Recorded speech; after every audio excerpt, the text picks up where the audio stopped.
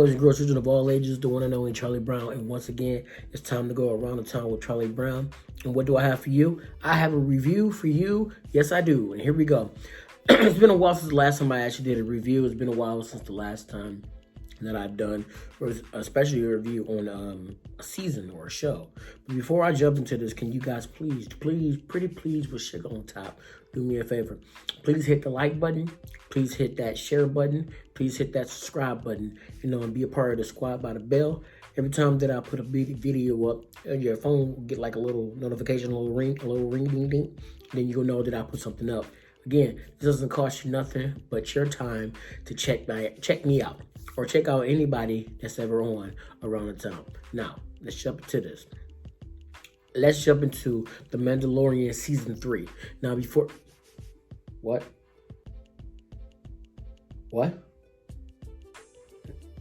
No, not right now. So, not right now. One second, please.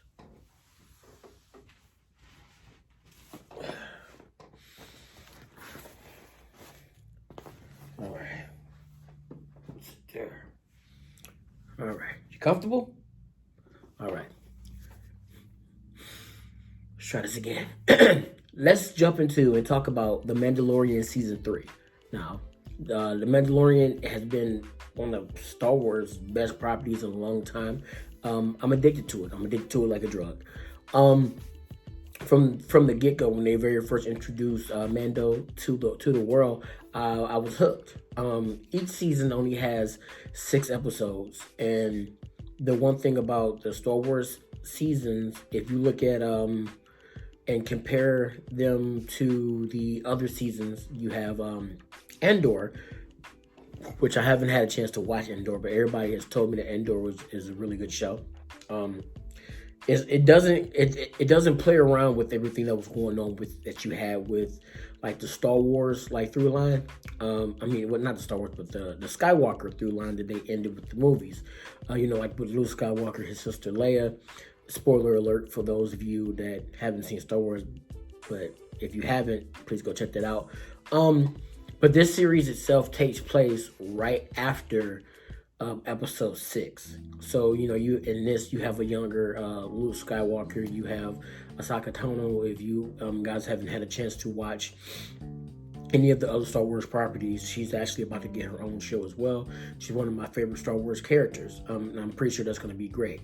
Now, comparing this Mandalorian to the other Star Wars properties that they're television properties that came out on Disney Plus. If you guys don't have Disney Plus, go check it out. Comparison wise, it's the best property they have with the television series. Obi-Wan was really good, but it's something about the last last episode for certain seasons that kind of takes me out a bit. So I was a little annoyed when I got to the 5th episode of this season, and when I got to that episode and the way they ended it, I was like, oh, they're just gonna have this big spectacular throw everything against the wall type battle thing, and then it's gonna end. And I think that's kind of how not just Star Wars has been, Marvel has been almost the same way. You just get this big climactic, big CG battle at the end and stuff like that, and that's what we've been getting a lot lately. It's like everybody just throw everything balls to the wall. Let's just knock everything down.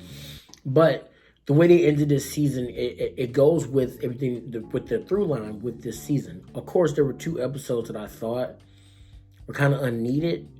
The 2 episodes didn't really add to anything, and there was like a little bit of something in those each episodes that helped the story. Now, I'm a big story guy. I want the story to be great. I want the story to pull me into it. All the rest of that stuff is secondary to the actual story.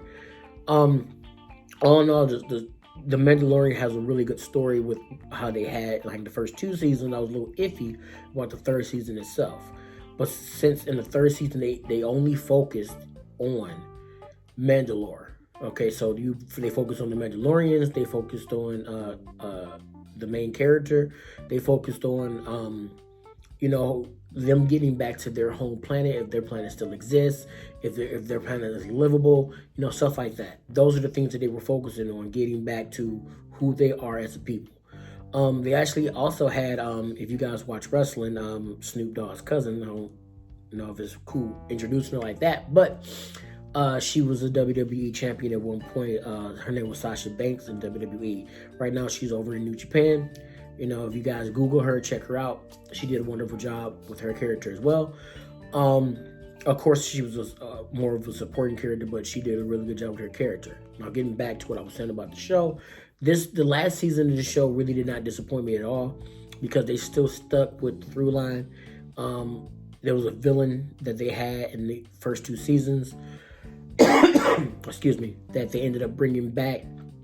But the way they did it and the way they presented it was really cool, and I kind of liked it. At the same time, again, going back to those 2 episodes, there were 2 episodes that kind of weren't needed. You could have got rid of those 2 episodes, maybe gave me some more story, a little bit more to each of the characters, maybe, found out more about their planet or something like that. But I'm not really mad at that.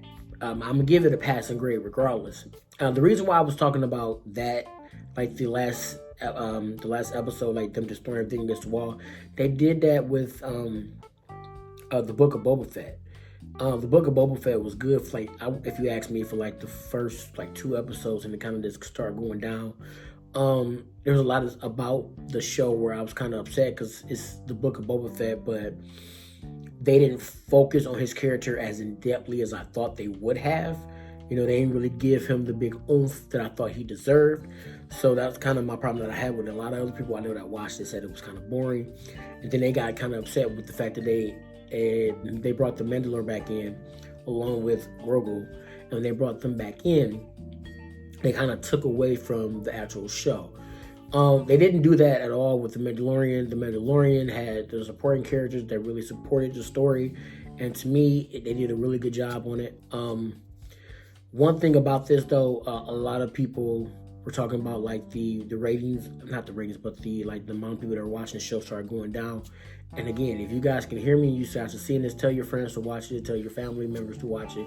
It's really worth watching The Mandalorian. Watch it all the way straight through. Binge watch it if you want to, if you got to. But it's something you can sit down and sink your teeth into. Again, there's 6 episodes per season, and this last season had 6 episodes. There's 2 episodes you probably, when you watch it, you're gonna be like, well, that was kind of unneeded. So, but all in all, I think it was a great show, and I give it a passing grade. If you guys can pick up what I'm putting down, around the town, Charlie Brown. Ta-ta. You got something to say? You got something to say to him? Nothing at all? Because you're just sitting there staring. That's what you're doing. You're just staring at the screen. You're not gonna say nothing at all. You want some num-nums? We got some num-nums in the kitchen. We can go get some num-nums. Want to go get some num-nums? Want to get some num-nums? Yeah? Let's go get some num-nums. All right.